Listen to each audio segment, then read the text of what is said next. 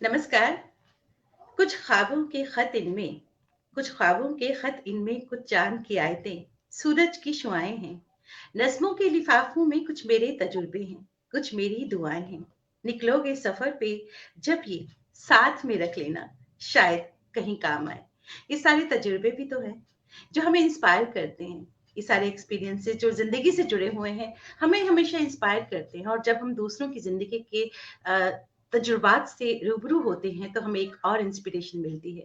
तो रूबरू theatre group और विजय सूरी फाउंडेशन की तरफ से शख्सियत सीजन 2 में आज हमारे साथ जो शख्सियत हैं, भट्ट ब्रदर्स के नाम से जम्मू कश्मीर में उनका एक नाम है और रंगमंच सिनेमा थिएटर से जुड़े हुए हैं, बहुत ही टैलेंटेड है, मल्टी टैलेंटेड है राकेश रोशन भट्ट और रोहित भट्ट साहब। बहुत बहुत स्वागत करती हूँ मैं आप दोनों का हमारे शो में। बहुत बहुत स्वागत। And I feel so privilege कि I am talking to those person who belongs to my state. और जम्मू कश्मीर की जब किसी भी शख्स से मैं बात करती हूँ, मुझ में एक नई एनर्जी आ जाती है क्योंकि मिट्टी की महक आती है मुझे। तो मैं बहुत बहुत स्वागत करती हूँ आपका हमारे शो में। Thank you so much. Thank you.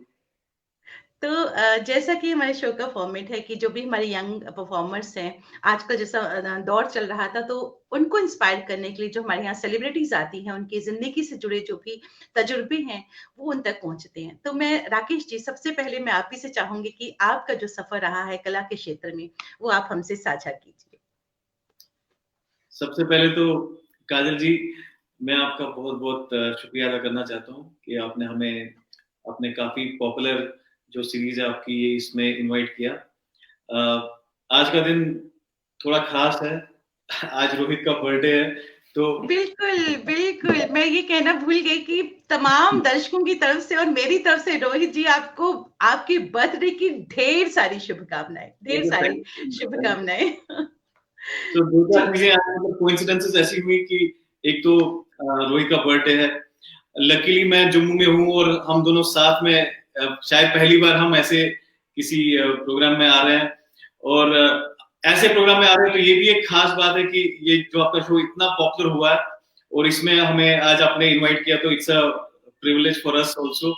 And और it's privilege for me also कि you are in my show, हमारे शो में आप हैं। और मैं आपको बता दूं, हमारे साथ जो आज अभी जितने भी व्यूअर्स जुड़े हैं, मैरी नायडू जी जुड़ी हुई हैं, नौरीन शर्मा जी जो एक बेहतरीन कलाकार हैं वो जुड़ी हुई हैं, सपना सोनी जी जम्मू से जुड़ी हुई हैं, अमरजीत अरोड़ा जी जो एक वरिष्ठ रंगकर्मी है वो हमारे साथ जुड़े हुए हैं, दीपक नायडू जी जो बेहतरीन कलाकार हैं और बेहतरीन गायक है वो हमारे साथ, सिंगर है, हमारे साथ जुड़े हुए हैं, भारती कौल जी हमारे साथ जुड़ी हुई हैं, मिफिम उत्सल जी जो एक बेहतरीन रंगकर्मी है, नेशनल स्कूल ऑफ ड्रामा से हैं और लद्दाख में रंग काम कर रहे हैं, हमारे साथ जुड़े हैं। बहुत बहुत स्वागत करती हूँ। शबीर मुजाहिद सर हमारे साथ जुड़े हैं कश्मीर से, बहुत बहुत स्वागत उनका। सुधापुरी जी हमारे साथ जुड़ी हुई हैं, टीचिंग लाइन में है और बहुत राइटर है, नाटककार हैं। बहुत बहुत स्वागत करती हूँ इनका। और हमारे साथ जितने इरशाद मासूम साहब हमारे साथ कश्मीर से जुड़े हुए हैं, बहुत बहुत स्वागत करती हूँ। हमारे साथ जितने भी व्यूअर्स जुड़े हुए हैं। और फिर से मैं चाहूंगी कि राकेश जी आपसे शुरुआत करें, आपकी जो जर्नी। जैसे कि मैंने कहा, ये हमारा प्रिविलेज है कि हम आपके शो में अभी जो जिन नामों का आपने जिक्र किया, इतने बड़े नाम हैं कला के क्षेत्र में और हमें ये अपॉर्चुनिटी मिल रही है उनसे भी रूबरू होने की, तो मेरा सबको बहुत-बहुत नमस्कार, शुभकामनाएं और प्रणाम। सो मैं पहले बेसिकली हमारी जो जर्नी है दोनों की ओवरलैपिंग है, तो मैं जब अपनी स्टोरी बताऊंगा तो इसकी ऑलमोस्ट कवर हो जाएगी उसमें।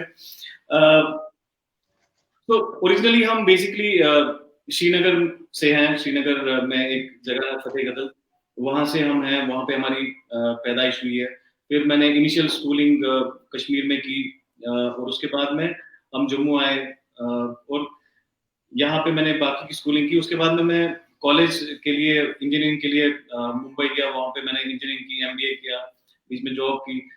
बट ये मेरा एक साइड है। बट दूसरा जो मेरा साइड रहा है, मेरे को बचपन से ही I had bent for flair for writing. तो मैं अपने साथ ही कुछ तुकबंदी करता था और लगता था कि शायद पोएट्री बन गई या कुछ लिख लिया मैंने।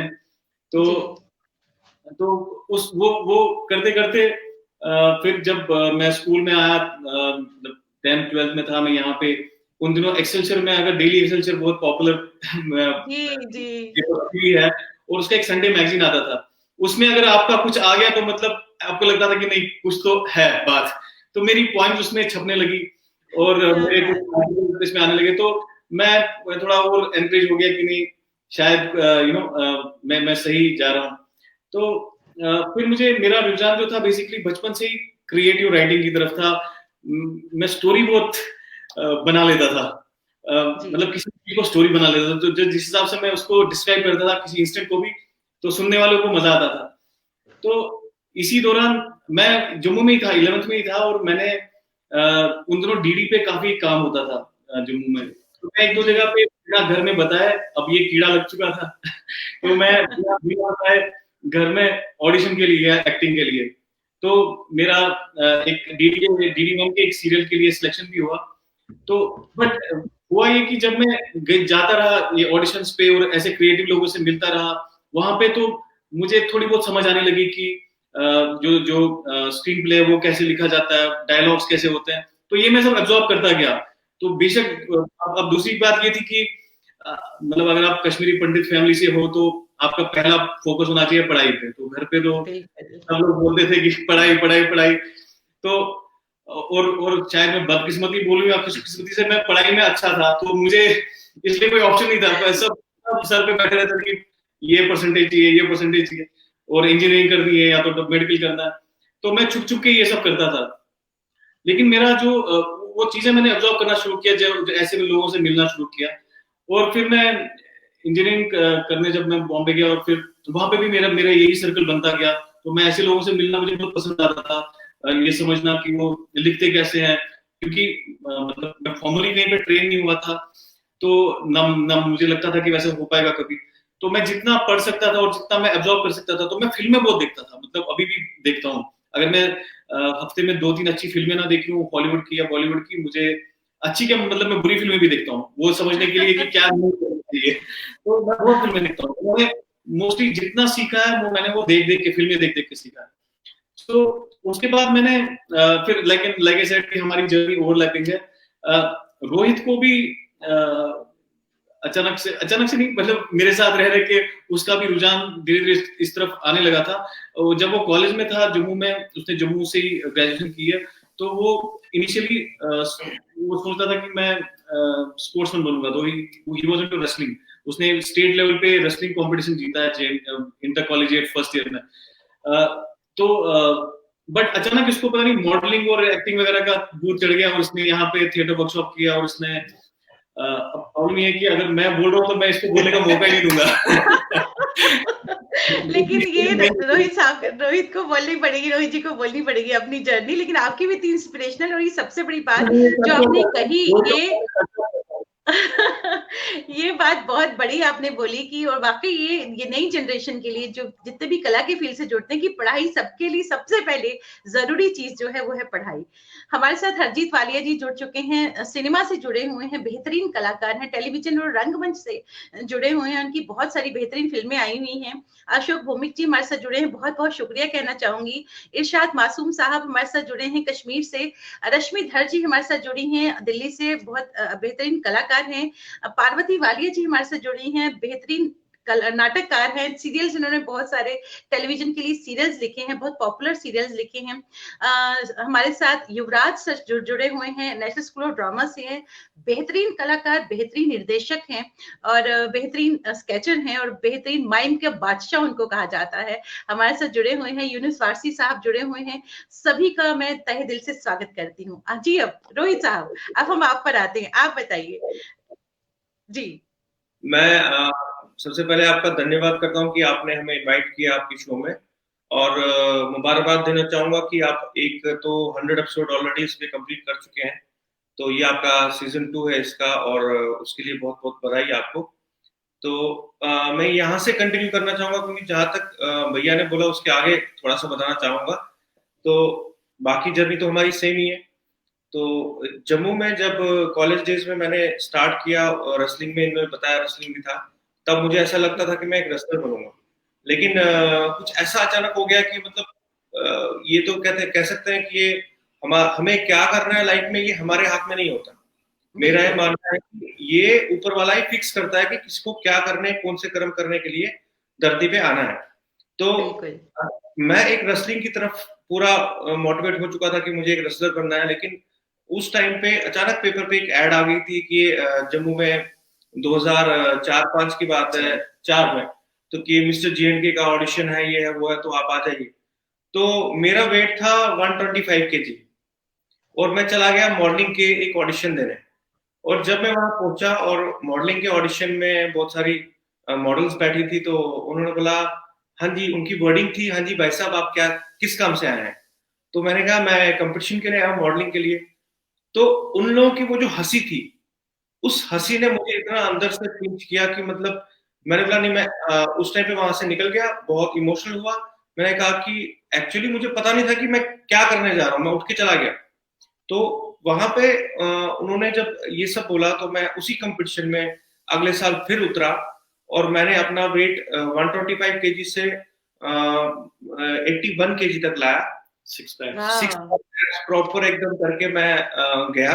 और उसी दौरान मुझे एक फ्रेंड है, मैं उनका नाम जरूर लेना चाहूंगा, आप भी जानते हैं, विजय गोस्वामी, जो कि थिएटर से ही जुड़े हैं बहुत जी, सालों से। जी। तो उन्होंने मुझे बोला कि अगर तू चाहता है कि अपने माइंड पे कंट्रोल करना, तो एक वर्कशॉप कर ले रंगयुग में। राकेश जी आए, तो उनके साथ एक वर्कशॉप हो जाए वहां पे। दीपक सर भी वहीं पे थे। तो मैंने वहां से थिएटर की जर्नी स्टार्ट की और साथ साथ मैं अपनी फिजिकल फिटनेस पे भी ध्यान देता गया। और मैंने वहां पे एक थिएटर वर्कशॉप किया। उस वर्कशॉप में मुझे पता लगा कि नहीं, मैं क्या चीजें कर सकता हूँ, मुझे इस फील्ड को ही अपनाना पड़ेगा। और वहां पे एक व्यथा सतीश सर एक प्ले था जिसमें मैंने एक छोटा मोटा कैरेक्टर किया था। तो जी। की बात करें तो कंपटीशन में आते ही अगले साल वो लोग मुझे पहचान ही रहे हैं और उस कंपटीशन में मैं जीता, मैं विन किया उस कंपटीशन में, मिस्टर जो मॉडल हुआ। वाह! तो उसके बाद अचानक में भैया का कॉल आया कि उसकी आप कंटिन्यू भैया कंटिन्यू करना। तो यहाँ से हमारी तो यहाँ से हमारी जर्नी जो है कन्वर्ज हो गई। तो ये बेसिकली, जैसे मैंने आपको बताया कि मैं फुल टाइम इस पैशन को परस्यू नहीं कर पाया। तो मैं जब इंजीनियरिंग कर रहा था, मैंने तब भी सोचा था कि मैं इंजीनियरिंग खत्म करूंगा, मैं फुल जाऊंगा डायरेक्शन और राइटिंग की दुनिया में। I mean mostly I will start with Bollywood. तब मैंने थिएटर नहीं सोचा था, लेकिन कुछ ऐसे हालात हुए कि मुझे लगा कि नहीं, मैं फुल टाइम नहीं कर पाऊंगा। तो देखते हैं, मतलब as a passion, as a hobby इसको मैं कितना खींच सकता हूँ। जी। तो फिर रोहित ने इसी दौरान, जब तब मैं एमबीए कर रहा था बॉम्बे में, जब रोहित ने ये डिसाइड किया कि वो बॉम्बे आएगा और फुल टाइम इसको परस्यू करेगा, तो मैंने सोचा अब मैं नहीं कर पाया तो इसको मैं पूरा सपोर्ट करूंगा। इसको मैंने बोला आजा और देखते हैं क्या होता है। तो ये जम्मू से बॉम्बे आया और मेरा एमबीए चल रहा था और इसका तो ये ही स्टार्टेड मीटिंग पीपल और he started going for auditions acting के लिए। तो साथ में इसने थिएटर भी ज्वाइन किया। वहां पे स्ट्रीट टैलेंट एकेडमी करके, जो ऑफिस बहुत पॉपुलर प्रोग्राम टीवी सीरियल था, पंकज कपूर जी का ऑफिस सब टीवी पे, यानी काफी पॉपुलर टीवी शो रहा है वो। जी। उसकी जो एक्टर्स थे उसमें, आपने पता है, सब दिग्गज एक्टर्स है उसमें। उनका क्या नाम है? राकेश श्रीवास्तव, जो मेन उसमें है, काफी काफी बड़े एक्टर है वो। उनका ये थिएटर ग्रुप था। उसके साथ रोहित ने एक्चुअली 1 साल पूरा दिया और उसने मतलब ग्राउंड अप जो ट्रेनिंग हुई इसकी थिएटर में, सारे एस्पेक्ट्स में इसने वहां से वो किया। और उसके बाद में फिर रोहित ने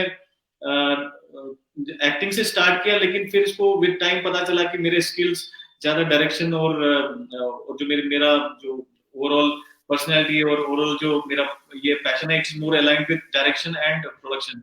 तो इसने डेली सोप्स में, काफी बड़े प्रोडक्शन हाउसेस में इसने फिर 4-5 साल काम किया, डायरेक्शन में भी और प्रोडक्शन में भी। जी टीवी के लिए, DD1 के लिए, एनडीटीवी इमेजिन के लिए इसने काफी बड़े बड़े शोज, एक जी टीवी पे अलादीन करके सीरियल आता था, उसमें इसने ये मतलब ही used to handle the entire unit, supervising producer था उसका ये। तो इसका ये चलता रहा। और साथ साथ में मैं, क्योंकि मेरा राइटिंग का पैशन, तो मैं डेली सोप्स के कॉन्सेप्ट्स लिख रहा था, लोगों से मिल रहा था। तो बट कुछ वो जो पैशन आता ना कि मतलब इसके लिए पूरी जान दांव पे लगा दे, वैसा नहीं आ रहा था मजा मुझे वो डेली सोप्स के कॉन्सेप्ट लिखने में। क्योंकि वो सास बहू टाइप का वो मुझे लग रहा, मतलब मेरे हिसाब का नहीं है ये। तो फिर एक दिन और हम लोग काफी डिस्कस करते थे कॉन्सेप्ट्स आपस में, मूवीज के कॉन्सेप्ट्स या इसके डेली सोप्स वगैरह के।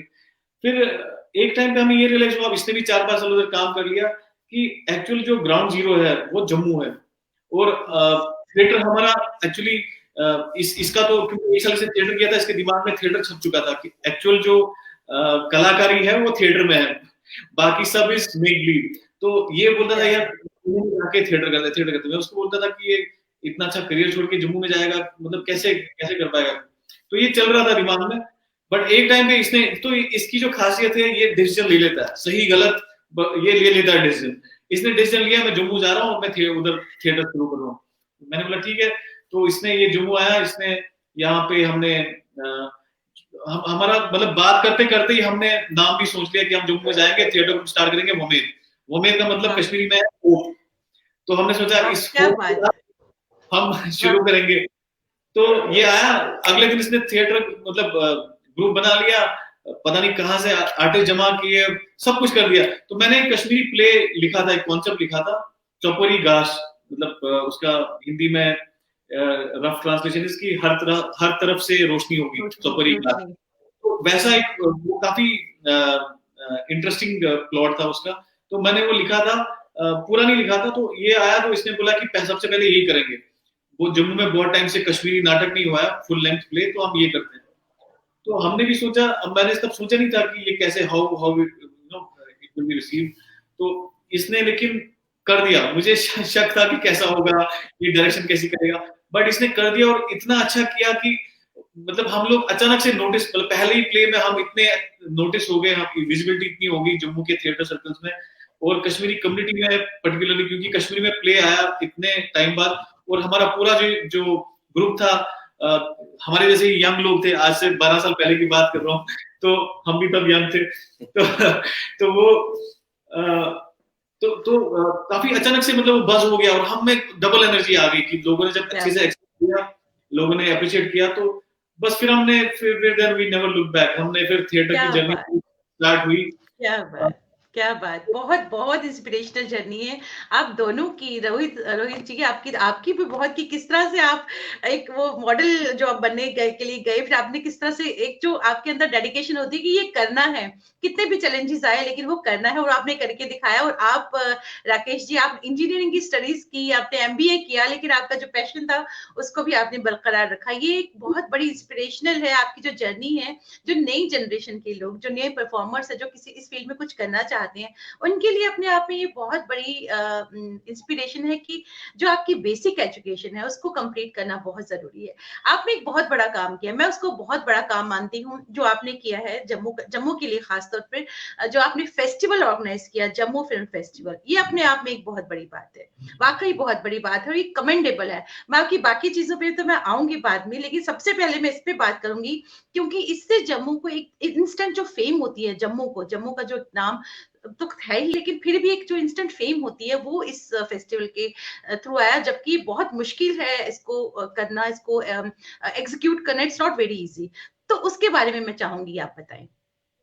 मैं एक चीज स्टार्टिंग में ऐड करना चाहूंगा कि तो इसकी जर्नी के बारे में भैया बोलेंगे, लेकिन मैं अब ये बोलना चाहूंगा कि हमारे ग्रुप में वोमेद में हमेशा भैया डिसीजन लेते हैं, प्लानिंग इनकी होती है कि हमें क्या करना है। तो अगर हमें प्ले भी करना है तो ये बोलते हैं हाँ ये प्ले करना है, एग्जीक्यूशन का काम मेरा रहता है कि हमें कैसे करना है। लेकिन जब इन्होंने मुझे बोला कि फिल्म फेस्टिवल करना है तो मतलब थोड़ा सा शॉक में पड़ गया कि मतलब बहुत बड़ी बात। जम्मू इंटरनेशनल फिल्म फेस्टिवल, अचानक एक दिन फोन कर दिया रात को कि मिकी नेक्स्ट, घर में मिकी के नाम से बोलते हैं, तो बोला नेक्स्ट हम लोग जब first ever Jammu international film festival कर रहे हैं। तो कुछ टाइम के लिए, तो मतलब कुछ टाइम के कुछ घंटों के लिए तो मैं सोच में पड़ गया कि ये कैसे होगा, मतलब Jammu international film festival first time करना है जम्मू में।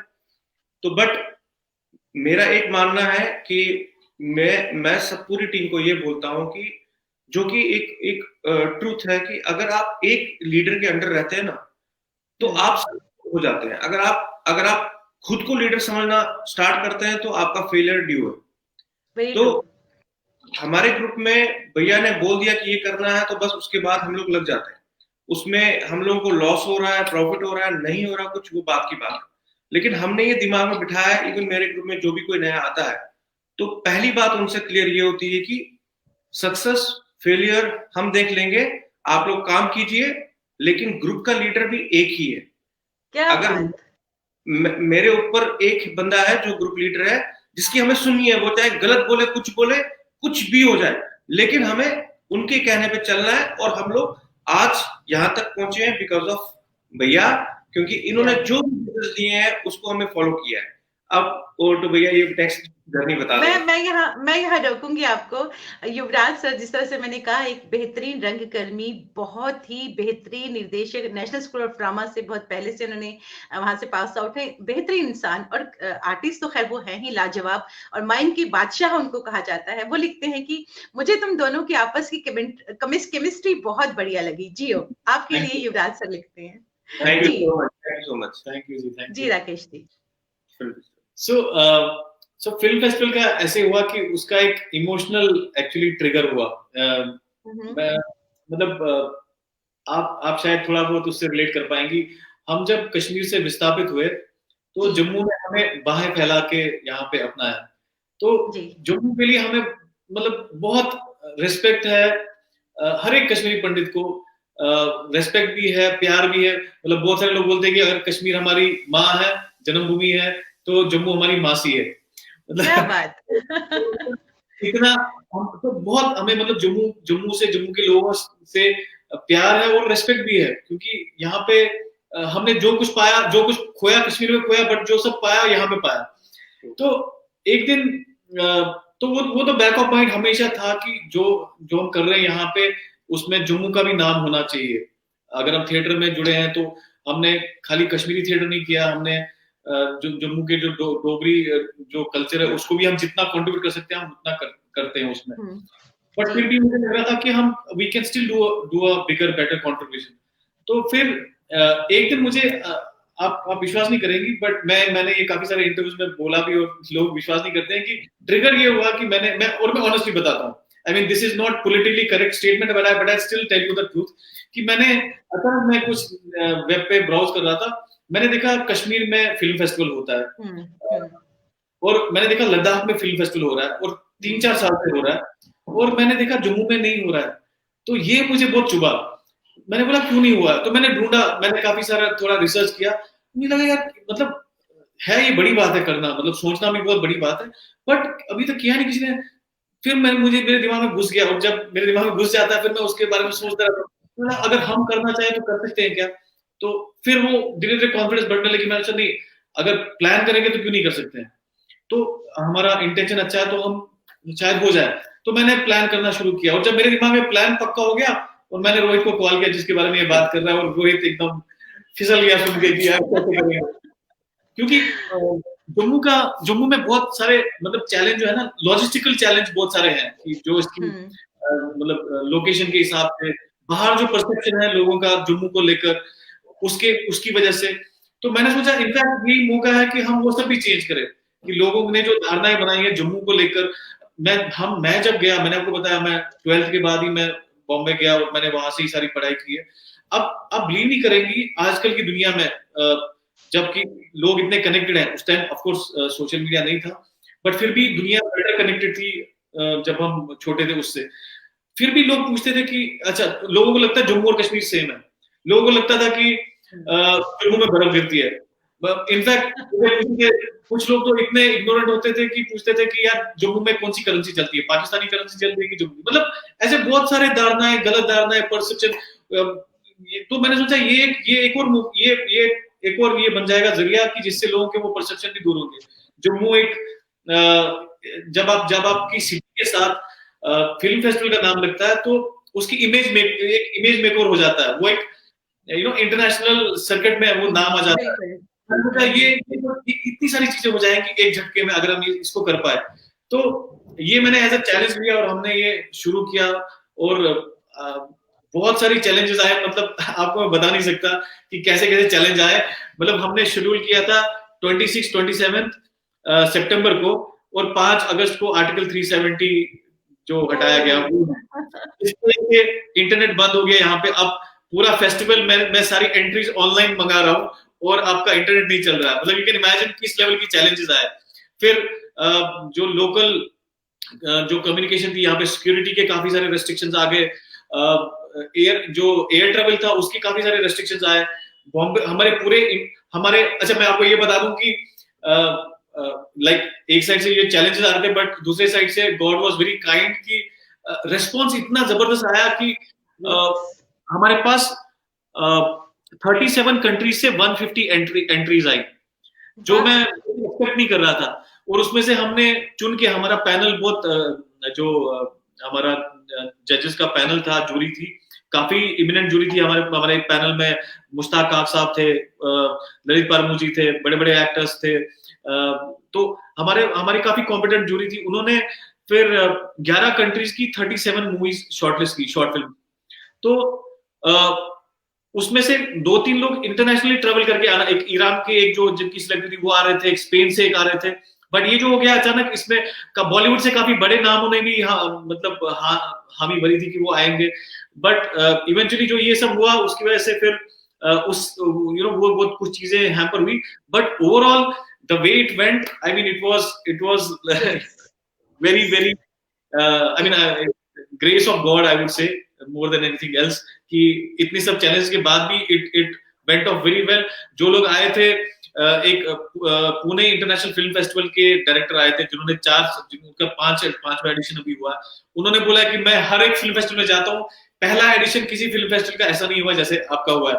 तो मतलब भगवान की वो, इट वाज गॉड्स ग्रेस की काफी अच्छा हुआ हमारा पहला एडिशन फिल्म फेस्टिवल।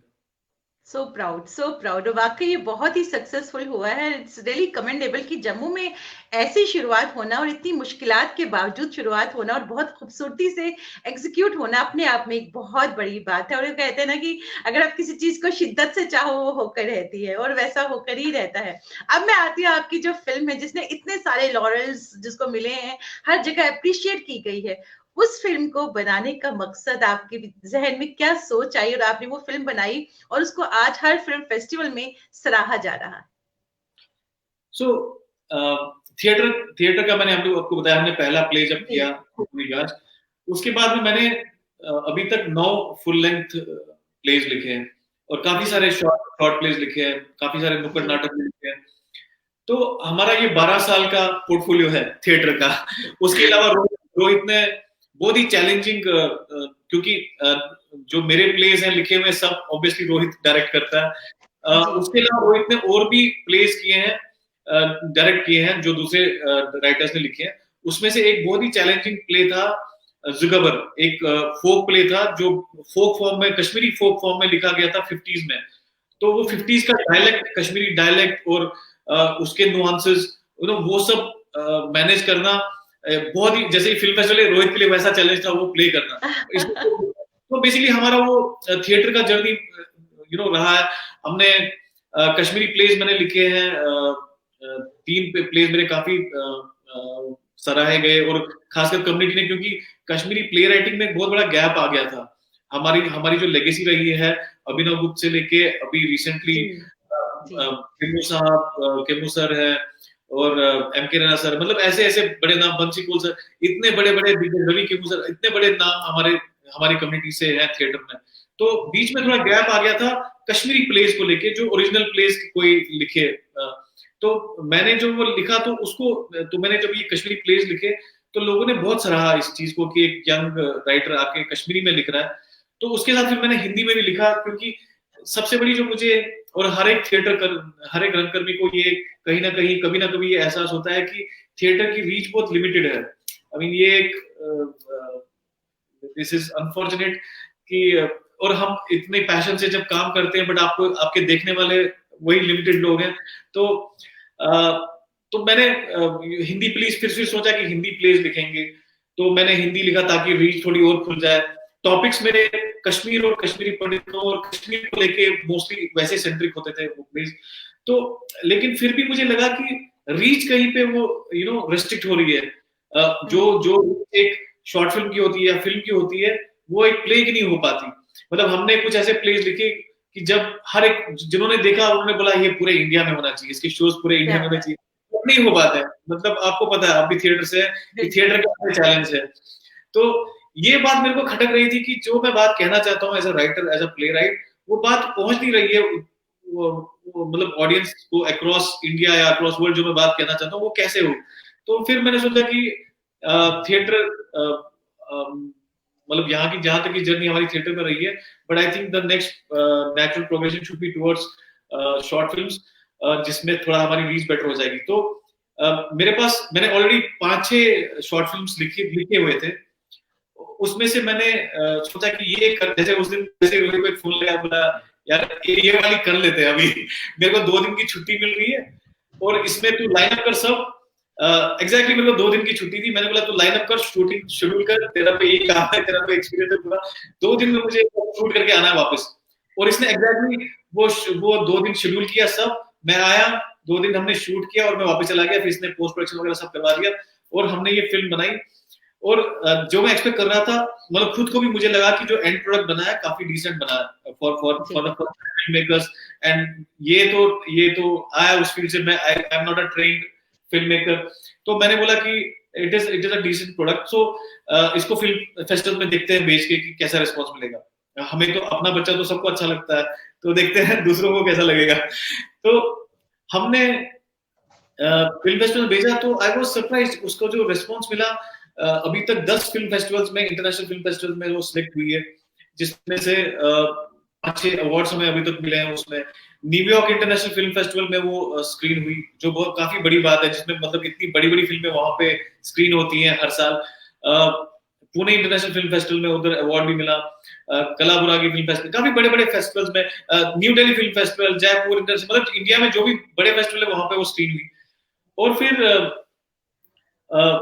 इनफैक्ट एक बहुत अच्छी बात हुई, एक बहुत ही सरप्राइजिंग चीज हुई कि यूके पार्लियामेंट में 19 जनवरी को 2020 को वो यूके पार्लियामेंट में स्क्रीन हुई, जो हमारे लिए काफी कमेंडेबल।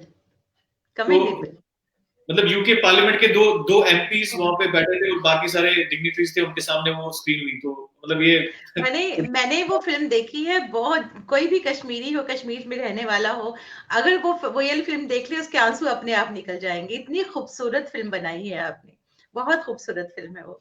हमारे साथ बहुत सारे व्यूअर्स जुड़ चुके हैं, मैं उनको वेलकम कहना चाहूंगी। संध्या गुप्ता जी जुड़ चुकी हैं, कह रही कि Bhatt brothers are proud of JNK। Inderjit Singh Bhatia ji हमारे साथ जुड़ चुके हैं, नमस्कार कह रहे हैं। मनोज शर्मा जी जो एक बेहतरीन कलाकार हैं, आर्टिस्ट है, रंगमंच सिनेमा से और टेलीविजन से जुड़े हुए हैं, वो बेस्ट विशेष कह रहे हैं। बहुत बहुत स्वागत आपका। नौरीन शर्मा जी हमारे साथ जुड़ी हैं, संध्या गुप्ता जी। हरजीत वालिया जी कह रहे हैं कि very proud of you both. Parvati Walia ji जो एक खुद राइटर हैं, बहुत बड़ी राइटर हैं, लिखती हैं कि positive thinking and focused am always bring good results. Best wishes to the brothers. बहुत। सुचित्रा गुप्ता जी हमारे साथ जुड़ी हैं, बेहतरीन कलाकार हैं, रंगमंच की, टेलीविजन की, आकाशवाणी से उनका गहरा नाता है, एक ग्रेट आर्टिस्ट है। बहुत बहुत शुक्रिया कहती हूँ। मुनीर लोन साहब मुंबई से हमारे साथ जुड़े हैं, बहुत बहुत स्वागत। शहजाद हुसैन साहब कश्मीर से हमारे साथ जुड़े हैं, बहुत बहुत शुक्रिया मैं कहना चाहती हूँ हमारे साथ जुड़ने के लिए।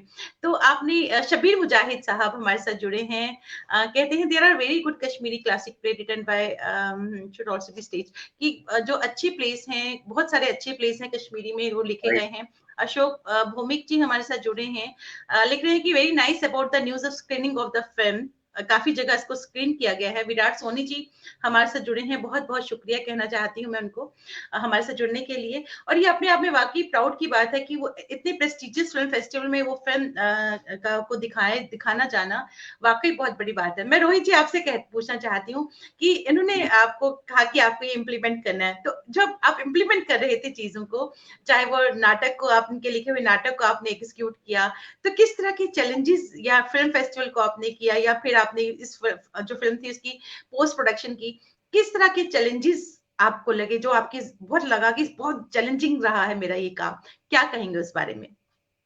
देखिए, चाहे प्ले हो, चाहे फिल्म फेस्टिवल हो, चाहे कोई भी छोटा सा इवेंट भी हो, तो चैलेंजेस आपको हर एक टाइम आते ही हैं। चाहे वो मॉनिटरी हो, चाहे आप रिहर्सल्स कर रहे हो, उस टाइम पे भी होते हैं। तो बट सबसे बड़ी चीज ये है कि अगर हमारी टीम से भैया ने बोला ये करना है, तो उसके लिए फिर कुछ भी हो जाए तो हमें करना है। तो हम फिर वो चैलेंजेस को से ओवरकम आ जाते हैं और हम उन चैलेंजेस को हरा देते हैं। तो हम उस टाइम पे सिर्फ हमारे माइंड में यही होता है कि अगर हमारे टारगेट है कि हमें इस डेट तक ये चीज करनी है, तो उसके ऊपर हम फिर हाथों के पीछे पड़ जाते हैं, 24 आवर काम करना स्टार्ट कर देते हैं। इवन मैं आपको बता दूं, फिल्म फेस्टिवल में तो बहुत बड़ा चैलेंज था, और उसमें 6 महीने हमने वर्कआउट किया है। 6 महीने में हम लोग सिर्फ, मुझे लगता है मैं 3 या 4 घंटे सोया हूँ डेली, 3 या 4 घंटे, उससे ज्यादा नहीं। लेकिन इस पे मैं ऐड करूंगा। हाँ, तो मैं तो फुल टाइम जॉब करता हूँ बॉम्बे में, मैं फुल टाइम जॉब करता हूँ, तो मेरा भी उन तीनों प्रोजेक्ट मतलब मैं जो मेरा फुल टाइम जॉब है उसमें मैं मेरा भी प्रोजेक्ट का डिलीवरी था। तो मैं अपने ऑफिस का काम रात को 10, 11, 12 बजे तक करता था, फिर मैं सुबह 3, 4 बजे तक फिल्म फेस्टिवल का काम करता था। तो मैं भी एवरेज वो 5-6 महीने सिर्फ 3 या 4 घंटे सोया हूँ। तो वाकई में मतलब जो एक उस पूरे इवेंट को अंजाम तक पहुंचाने के लिए जो बेस है, वो जो बेस भैया ने बनाई, इनको मतलब फिल्में कहाँ से आई। जब इन्होंने मुझे बोला कि हम इंटरनेशनल फिल्म फेस्टिवल करने वाले हैं, मेरा पहला सवाल था फिल्में आएंगी कहाँ से, हमारे पास फिल्में को भेजेगा कैसे, क्योंकि मुझे इसके बारे में कोई नॉलेज। तो इन्होंने कितना रिसर्च वर्क किया और उसके पीछे इन्होंने कितनी मेहनत की होगी कि वाकई में ये पूरी रात रात और बैठ के वो 6 महीना इन्होंने कैसे वो मैनेज किया। और सेलिब्रिटी मतलब जैसे बाद में बहुत सारे आने वाले थे, लेकिन फिर कश्मीरा शाह, अयूब खान, अयाज खान, ललित पार्वती, सब लोग आए हुए थे। तो वो सब मैनेज करना, वो हैट्स ऑफ टू उनकी, इन्होंने वो सब चीजें की। और हो सकता है शायद मैं इतने बड़े डिसीजंस अकेले नहीं ले पाऊं। बात यही आती है यहाँ पे कि मुझे सिर्फ ये पता है कि अगर भैया कुछ बोल रहे हैं, उसके पीछे कोई अच्छी वजह होगी, तो मुझे वो करना है। तो वही आगे फॉरवर्ड बात होती है टीम को कि हाँ जी भैया ने ये बोला है, हमें ये चीज करना है। इनफैक्ट मैं आपको बता दूं कि अभी 2 दिन पहले ही भैया ने मेरी क्लास ली हुई थी कि अब आगे का मतलब कोरोना तो चलो हो गया, कोरोना चल रहा है, तो उसके बाद उन्होंने पूरा शेड्यूल बना दिया कि हर महीने में हमें अभी क्या क्या करना है। तो वो अभी आगे का नेक्स्ट मंथ से फिक्स हो गया है, मार्च अप्रैल मई तक, कि हमें मार्च अप्रैल मई तक अभी तक हर मंथ हमारा वो मई का क्या शेड्यूल रहेगा, वो बन चुका है। सो जो बना के गया उसको मुझे फॉलो करना है। मैं एक चीज इधर ऐड करना चाहूंगा कि रोहित जो बार बार बोल रहा है कि भैया भैया ये तो बेसिकली मैंने बहुत पहले हम दोनों के स्किल सेट्स को बांट लिया था। मैं I am good at strategy and planning, मैं बेसिकली राइटर हूँ, और he is good at execution, क्योंकि ये प्रोडक्शन में आपको पता है टीवी में अगर डेली शो में प्रोडक्शन किया है तो वो बंदा मतलब he will be good at ground level execution. तो हमारे ये जो दोनों स्किल सेट्स है कॉम्प्लीमेंट्री है। तो हमने पहले ही जान लिया था, तो जो ये करता है वो मैं नहीं कर सकता। मतलब मेरे से एक नुक्कड़ नाटक भी नहीं हो पाएगा। मैं टीम को करके उनसे वो एक नुक्कड़ नाटक निकलवाऊं, मेरे से वो भी नहीं हो पाएगा। तो जो इसको आता है वो मुझे नहीं आता, जो मुझे आता है इसको नहीं आता। So we both complement each other, और that's why probably we are able to pull off things like this. So sweet. मैं ये जानना चाहूंगी रोहित जी, आपने अभी तक जितने भी प्लेस लिखे, कौन सा ऐसा प्ले है जो आपके दिल के बहुत करीब है? ये मतलब भैया राइटर नहीं, मैं राकेश जी से पूछ रही हूँ। रोहित आपका नाम गलती से ले लिया, लेकिन मैं क्योंकि एक राइटर ने जो कुछ लिखा होता है उसको सभी ही बहुत पसंद होते हैं, लेकिन कई बार होता है कि ये प्ले बहुत ही मेरे दिल के करीब है और ये मेरा फेवरेट है। क्या कहेंगे, कौन सा प्ले ऐसा रहा है आपका? मैंने मैंने आपको बताया कि मैंने सारे प्ले जो है कश्मीर की सिचुएशन को लेके या कश्मीरी पंडितों की बात को लेके लिखे हैं। और हर बार ऐसा होता था कि मेरी रिलेशन में किसी को पता या फैमिली में पता लगता कि आप इस टॉपिक पे लिख रहा है। जैसे खोया बचपन, जो स्टोन पेल्टिंग है, उसको प्लॉट बना के उसके इर्द गिर्द एक स्टोरी बुनी है। तो सब ऐसे सब्जेक्ट है कि सामने वाला बोलता है अरे यार क्या कर रहा है तू, इस पे लिख रहा है। तो मेरे को वो नेचुरली भगवान की दया से वो मैं बैलेंस कर लेता हूँ चीजों को, तो सामने वाले को बात भी पता लग जाती है और बुरा भी नहीं लगता है। मतलब ये वो वैसा बैलेंस में कर लेता हूँ। तो वो ये ऐसे प्लेस लिखते लिखते मेरे खुद की भी इमोशंस उसमें आ जाती थी, मैं काफी हल्का फील करता था। तो हर प्ले लिखने के बाद मुझे लगता था कि ये मेरा बेस्ट प्ले, ये मेरा बेस्ट प्ले, ये मेरा बेस्ट काम है। तो लेकिन मेरा जो लास्ट प्ले जो इस साल 19 जनवरी को हमारा जम्मू में स्क्रीन हुआ, वो मैंने जो कश्मीर बोला, मैंने बोला अभी फिल्म भी होगी, मैंने ये सब लिख लिया। तो जब मैं पहला मतलब ये करंट प्ले फिनिश कर रहा होता, मुझे अगले प्ले की स्टोरी आ जाती है दिमाग में, मैं अभी नेक्स्ट क्या लिखने वाला हूँ। तो पिछले जो मैंने 2 प्लेस लिखे हैं वो नॉन कश्मीरी सब्जेक्ट्स को लेके लिखे हैं। एक मैंने लिखा है मुजरिम मैनी, जो एक ह्यूमन रिलेशंस को लेके एक काफी इमोशनल प्ले है। तो उसमें मैं थोड़ा इमोशनली इन्वॉल्व हुआ था, लिखते लिखते मैं भी रोता था उसमें एक दो सीन। बट उसके बाद जो मैंने आपको जिक्र किया 19 जनवरी 2020 को हमने जो प्ले स्क्रीन किया उसका नाम है मरकर जीना। और ये है आर्मी मैन जो है, हमारे जो फौजी भाई हैं, जब वो चले जाते हैं, जब वो शहीद हो जाते हैं, उनके पीछे उनकी फैमिलीज का क्या होता है, उस पे मैंने ये प्ले लिखा है। मैं खुद मतलब जब मैं लिख रहा था ये, मैं खुद इतना इमोशनली डिस्टर्ब हुआ उस पूरे दौरान जब तक मैंने वो प्ले कंप्लीट नहीं किया। और जब मैं वो प्ले पढ़ता था, जब इसके साथ डिस्कस करता था, या जब उसकी रिहर्सल चल रही थी, मैंने इतनी बार रोया है। अब मेरा छोड़, अब रोहित एक किस्सा बताएगा रोने पे। और किसी के साथ हुआ क्या है कि जब हम रिहर्सल्स करते थे तो भैया के बहुत सारे प्लेस में इमोशन बहुत होता था, तो नॉर्मली थोड़ा सा, लेकिन मैं कभी इमोशनल नहीं होता था क्योंकि मैं as a team leader director हूँ वहां पे। अगर मैं ही रोने बैठ गया तो फिर बाकी लोग क्या करेंगे। बट मरकर जीना में ऐसा हुआ कि जो ही वो थोड़ा सा एक फ्रेम में आ गया, ब्लॉकिंग हो गई, तो एक हल्की सी रन थ्रू मैंने कहा एक बार कर लो, देखते हैं क्या है। तो बेहतरीन एक्टर हमारी टीम से उसमें थे। तो जब वो स्टार्ट रिहर्सल हुआ तो वो फुल लेंथ में जब प्ले देखने लगा थोड़ा सा म्यूजिक के साथ, तो मैं देख रहा हूँ मेरे साथ साथ जितने भी लोग बैठे सब रो रहे हैं और मैं भी रोना स्टार्ट हो गया। अब प्ले का सीन खत्म हुआ और मैं मतलब लिटरली जैसे फुट फुट के रोते हैं वैसे रोने स्टार्ट हो गया। और सब लोग उठ के, आर्टिस्ट आ गए, वो भी रो रहे हैं वहां पे। आस पड़ोस लोग आ गए अंदर हॉल में कि भाई आपको हो क्या गया, सब लोग रो रहे हो। और हम लोग आई डोंट नो, मतलब उस प्ले में तो कुछ जादू है। मतलब सीरियसली कह रहा हूँ मैं, मतलब ये नहीं है कि मेरे ब्रदर ने लिखा इसलिए बोल रहा हूँ, बहुत सारे प्लेज इनके हैं, लेकिन वो मरकर जीना जो है उसमें मैं एक और चीज ऐड करना चाहूंगा कि मरकर जीना जब हमने ये रिहर्सल देखी, जब मैंने देखा तो मैंने कहा कि ये शो आर्मी के ऑफिसर्स, आर्मी के लोग देखने चाहिए।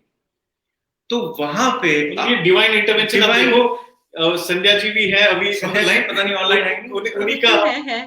हाँ, तो संध्या जी का मैं जरूर यहाँ जिक्र करना चाहूंगा कि मैं इतना परेशान हूँ। मैंने को भैया को बोला कि नहीं, इसमें अगर आर्मी के ऑफिसर्स नहीं देखेंगे तो ये प्ले, मैंने कहा आम आदमी के लिए हम बाद में शो कर लेंगे, लेकिन पहले आर्मी के लिए शो होना चाहिए।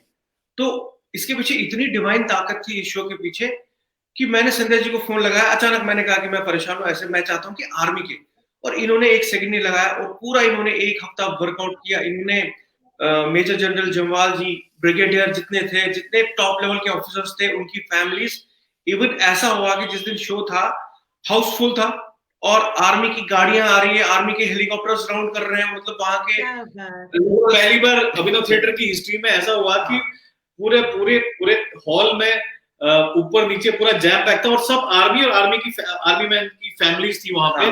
और बाहर एकदम फुल सिक्योरिटी थी और हम मतलब we were on the 7th cloud nine. ऐसा हो रहा है कि हम जो चाहते थे कि यहाँ पे जो जिनके लिए हमने लिखा प्ले हो तो वो आके देखे, और ये संध्या जी की वजह से मुमकिन हो पाया। वो है अगर, तो उनको बहुत बहुत शुक्रिया फिर से। हाँ, संध्या जी है। और एक और चीज मैं इसमें ऐड करना चाहूंगा कि आज तक मेरे साथ वो चीज नहीं हुई जो उस दिन हुई।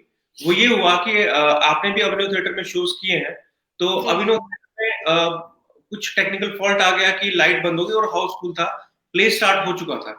प्ले स्टार्ट होने के बाद कुछ ही 5 मिनट के बाद ही लाइट बंद हो गई।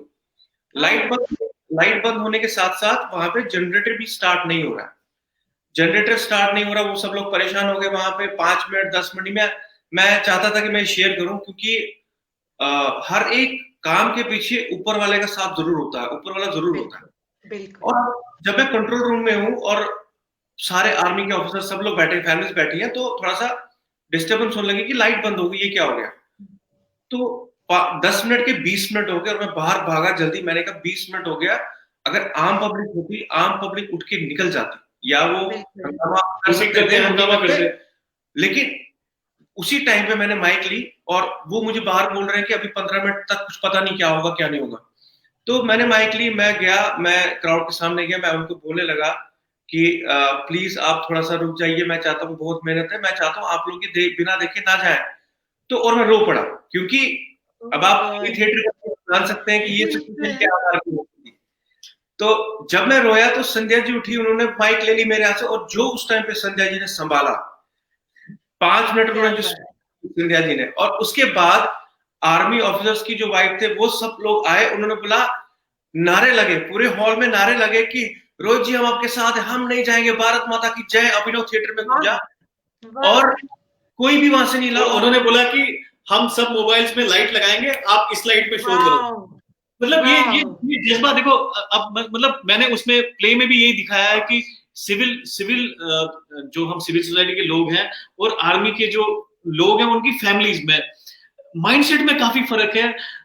जैसे वो दुनिया को देखते हैं और जैसे वो देश को देखते हैं, हम कितना भी देशभक्ति हमारे अंदर है आई मीन हम सब में है, बट हम उसको मैच नहीं कर सकते। वो मतलब जो फौजी अपनी जान लुटाने के लिए तैयार होता है, उसकी फैमिली भी पीछे उतनी ही उसको सपोर्ट करती है, और वो आपको दिखता है जब ऐसी सिचुएशन आती है। अगर सिविलियंस होते वहां पे, उन्होंने शायद कुर्सियां फाड़ दी होती, और इन्होंने बोला कि हम मोबाइल की लाइट लगाते हैं और आप शो कंप्लीट करो। मतलब आप सोचो, इमोशनल बात हुई हमारे साथ। क्या बात जनरेटर ऑन हुआ बड़ी मुश्किल से, और प्ले खत्म होते होते ही इतने मतलब सब लोग खुश हो गए, और सब आर्मी के, इवन संध्या जी को पता है कि हम लोग इसके बहुत सारे शोज करने वाले थे आगे, बट कोरोना की वजह से वो सब रुक गया। तो आर्मी के ऑफिसर सब ने बोला कि आज तक ये चीज हुई नहीं है, मतलब हमने आज तक अपनी लाइफ में ये चीज देखी नहीं। सो मैं इस प्ले को one of the best play, बहुत सारे प्लेस भैया के हैं, लेकिन ये प्ले में मतलब इतना इंसान को, मतलब आपकी आत्मा और आपके माइंड को कंट्रोल करता है ये प्ले।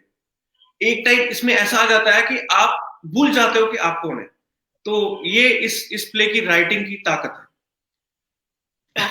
वाकई, और इतना खूबसूरत आपने इंसिडेंट बताया, बहुत ही खूबसूरत। हमारे साथ प्रतिमा कन्नन जी जुड़ चुकी हैं, बेहतरीन कलाकार हैं दूरदर्शन की, सिनेमा की, और रंगमंच का तो दिल्ली रंगमंच का एक बहुत बड़ा नाम रही है प्रतिमा कन्नन जी। बहुत बहुत स्वागत करते हैं प्रतिमा जी आपका। किरण जुक्शी जी हमारे साथ जुड़ चुकी हैं, बहुत बहुत स्वागत आप सभी का। और इतना इमोशनल इंसिडेंट आपने सुनाया कि बताया कि किस तरह से उन्होंने आपको कहा कि हम मोबाइल की लाइट ऑन करते हैं और आप शो करिए। जज्बा होता है, ये जज्बा होता है। और अगर आप, ये इबादत है, क्योंकि थिएटर या कोई भी परफॉर्मिंग आर्ट है वो आपको ऊपर वाले से जोड़ता है, और अगर आप सच्चे दिल से कुछ कर रहे होते हो ना, तो वो आपका काम पूरा होकर ही रहता है, भले ही सामने कितनी मुश्किलात आए। जनक खजुरिया जी हमारे साथ जुड़ चुके हैं, लिखते हैं कि वेरी डेडिकेटेड। बिल्कुल जनक सर, बिल्कुल। और संध्या जी की आपने बात की, उन्होंने खुद इतनी मुश्किलात की और आज वो इस मुकाम पर है। She is a great lady, कल वो हमारे साथ थी शख्सियत के अंक में। तो इतनी इमोशनल और इतना अच्छी आपकी जर्नी रही है। मैं चाहूंगी कुछ आप जो हमारे साथ जो नए परफॉर्मर्स हैं, जो इस फील्ड में आना चाहते हैं, किसी भी परफॉर्मिंग फील्ड में, परफॉर्मिंग आर्ट में आना चाहते हैं, उनके लिए आप क्या कहेंगे आप? या उससे पहले मैं जरूर कहूंगी, युवराज सर लिखते हैं कि संध्या जी आपको सलाम। संध्या जी कल हमारे साथ शख्सियत में थी, और उन्होंने जो अपनी इंस्पिरेशनल लाइफ की जर्नी हम लोगों के साथ शेयर की, दैट वाज कमेंडेबल।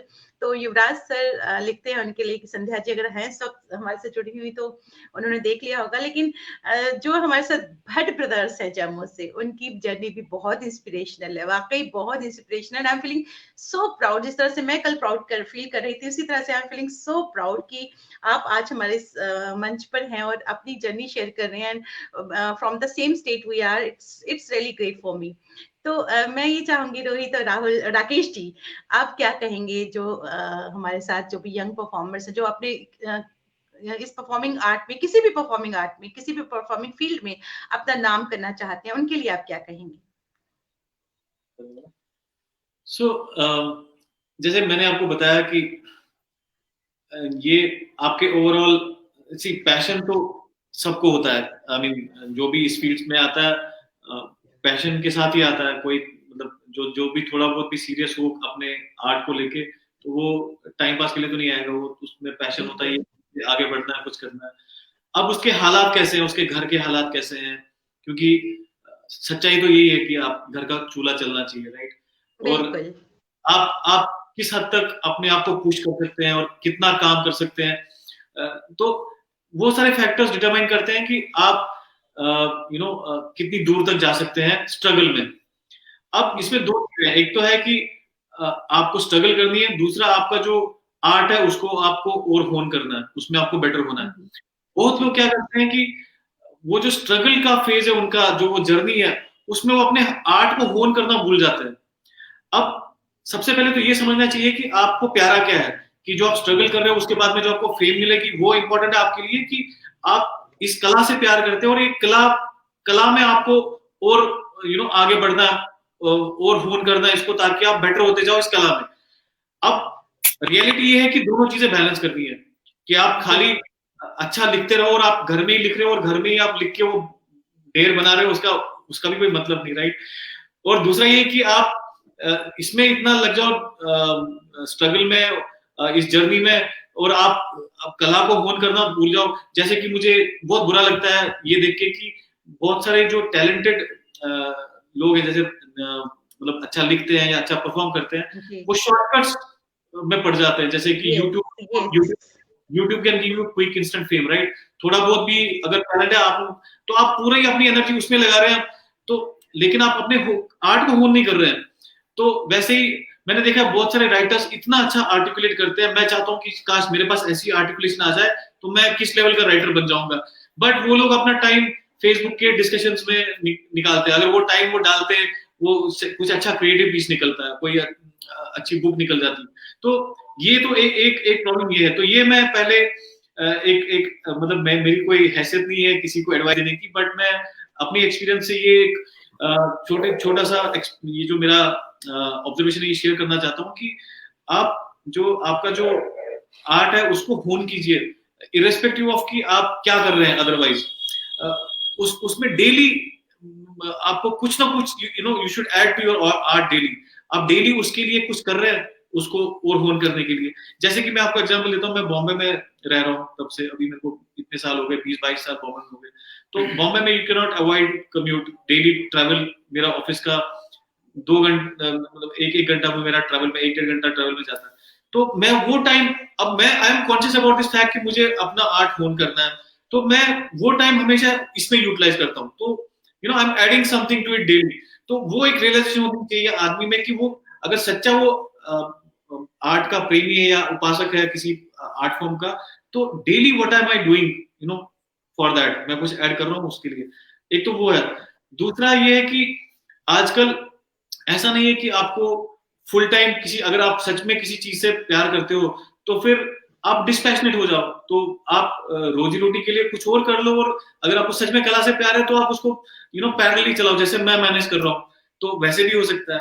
और अगर आपके हालात आपको अलाउ करते हैं कि आप यू कैन डेडिकेटली 2-3 साल आप दे सकते हो इसमें और आप ट्राई कर सकते हो आगे बढ़ने के लिए, तो फिर आप ऐसे करो। सो बहुत सारे रास्ते हैं, बट इंपॉर्टेंट थिंग इज कि आप वो कला को बढ़ाओ, डेली आप उस पर कुछ ऐड करो, अपने आप को ऊपर लाओ, वो बहुत जरूरी है। ये शॉर्टकट्स नहीं होने चाहिए, डेडिकेशन इज वेरी इंपॉर्टेंट। जी, आप कुछ कहना चाहते हैं? तो हिम्मत नहीं हारनी चाहिए, मतलब ये it is a long haul, right. अभी मतलब हम यहाँ पे आए, आज आपके इसमें शो में आए, हमें 12 साल हो गए हैं थिएटर करते हुए। तो ये कोई चीज इंस्टेंटली नहीं होती है, राइट। अभी हमारी जितनी जिंदगी बची है हम करते रहेंगे, हर दिन थोड़ा थोड़ा बेटर करेंगे, तो इट्स अ जर्नी, राइट। तो मैं मैक्सिमम चीजें भैया ने बता दी हैं, तो मैं इसमें 1-2 चीजें ऐड करना चाहूंगा, ज्यादा नहीं।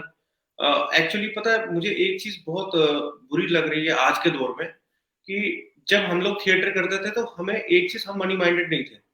हमारे पास पॉकेट मनी हो, हमारा दौर जो था, मतलब अभी 10-12 साल पहले की बात करूंगा जब हमने थिएटर जो हम कर रहे थे, तो उस टाइम पे हम लोगों के अंदर चाह थी कि हमें सीखना है। आप बिलीव नहीं करेंगे, स्ट्रीट टैलेंट एकेडमी मुंबई में 6 महीने तक मैं खाली उनका सामान उठाता था और नुक्कड़ नाटक वो करते थे और मैं सामान उनका उठाता था। और सुबह मेरी ड्यूटी होती थी पूरे हॉल की सफाई करना, उनको चाय पिलाना, उनको खाना लाना बाजार से। सिर्फ 6 महीने तक मैं ये करता था और मुझे इतना मजा आता था, मुझे इतना सुकून आता था। मैं सिर्फ उनको देखता था, वो पढ़ाते थे वॉइस मॉड्यूलेशन क्या होता है, ये क्या होता है, मैं सिर्फ देखता था। और क्या बात, वो टाइम मैं उनके लिए सब चीजें रेडी रखता था। वो जानबूझ के मुझे बोलते थे कि नहीं, कल तुम सफाई करोगे, पोछा भी मारोगे और तुम चाय भी बनाओगे सबके लिए और बर्तन भी धोगे और फिट रहोगे। तो उस टाइम मुझे कोई बुरा नहीं लगता था, मैं एंजॉय करता था उस चीज को। लेकिन अगर आज की जनरेशन की बात करेंगे आप उनको बोलेंगे, उनको वहां पे वो सामने आ जाएगा कि हम क्यों करें। बट उनके अंदर सीखने वाला वो जज्बा बहुत कम आज की जनरेशन में देखने को मिलता है। और दूसरी बात, थिएटर आपको पैसा नहीं देता है, थिएटर आपको कभी कभी पैसा देता है और कम पैसा देता है। तो ये चीज जो थिएटर में जो आना चाहते हैं थिएटर लाइन में, वो पहले ये माइंड बना के आए कि मुझे अपनी आत्मा, अपने आप को अच्छा बनाना है, साफ करना है एक थिएटर के माध्यम से, ना कि मुझे थिएटर में आके पहले पैसा देखना, मुझे पैसा क्या मिल रहा है। तो आप भी जानते हैं काजल जी कि कितना टफ होता है हमारे लिए थिएटर में एक शो को ऑर्गेनाइज करना। बिल्कुल। ऐसा कोई पर्टिकुलर फंड्स नहीं है कि जिसकी वजह से हम लोग कर रहे हैं, हम कैसे कैसे करके कोई एक शो मैनेज कर लेते हैं। लेकिन जब नई जनरेशन के बच्चे आते हैं, उनके दिमाग में बहुत सारे, मतलब 10 में से शायद 1 या 2 होंगे जो मनी माइंडेड नहीं होते हैं। बाकी 8 लोग इसलिए थिएटर ज्वाइन करते हैं कि वो बोलते हैं हाँ हमें पैसा मिलेगा यहाँ से, और उनको कुछ आता भी नहीं होगा, कुछ भी नहीं आता, वो ब्लैंक होंगे, लेकिन उनकी एक्सपेक्टेशन डे 1 से आ जाती है कि हाँ सर हमें मिलेगा कितना पैसा है। पहले वो ये सोचते नहीं कि अरे हमें सिखाने का तो कोई पैसा नहीं ले रहे हैं, आपको तो सिखा रहे हैं फ्री में, तो आप तो या तो पहले उनको सिखाने का पे करो। तो ये थोड़ा सा दिल में चुप जाता है कि मतलब बिल्कुल बिल्कुल सही बात कह रहे हैं आप। वो चीज थी, आज की जनरेशन में वो चीज बहुत कम हो गई है। लेकिन थिएटर इतना कुछ दे जाता है, इतना कुछ दे जाता है कि पैसा उसके सामने मायने ही नहीं रखता। थिएटर आपको बिल्कुल एक अलग इंसान बना देता है, जीवन जीने का सलीका सिखा देता है, पर्सनैलिटी को बिल्कुल चेंज कर सकता है, आपकी जो आपकी सोचने की जो सोच होती है उसको बदल देता है। थिएटर बहुत कुछ कर सकता है, और जो थिएटर कर सकता है वो शायद कोई और मीडियम नहीं कर सकता। आप क्या मानते हैं इस बात को? राकेश जी, मैं आपसे पूछ रही हूँ, आप क्या कहेंगे थिएटर का? राकेश जी। रोहित, ये जो रोहित ने फ्लो में बात कही, शायद इसने रियलाइज नहीं किया, इसने बोला कि थिएटर बहुत प्योर चीज है, मतलब प्यूरिफिकेशन बहुत प्योर है, बहुत प्योर है। ये बहुत समझने वाली बात है। शायद लोगों को एहसास नहीं है, जो ये नए बच्चे जो बात कर रहा है रोहित, बट जिन्होंने अपनी जिंदगी दी है थिएटर को, हम लोग ये जानते हैं कि थिएटर जो है, आप जब इसके साथ जुड़ते हो किसी भी एस्पेक्ट से, मतलब एज अ राइटर, डायरेक्टर या एक्टर, ये एक एक जर्नी है इंट्रोस्पेक्शन की और सेल्फ प्यूरिफिकेशन की। मतलब आप as a human being evolve होते हो। उसके कुछ रीजन है, मैं आपको बताता हूँ। एक तो आप अगर टीवी सेट पे जाते हो, आप एक कैरेक्टर एनेक्ट करते हो, आपने स्क्रिप्ट पढ़ लिया, आप जाते हो उधर, आप डायलॉग बोलते हो, 2-4 कट्स होते हैं, फिर क्लोज लेते हैं, मास्टर लेते हैं, आप एक वो रूटीन इसको पकड़ के आप छोड़ देते हो जाता है, आप घर जाते हो भूल जाते हो।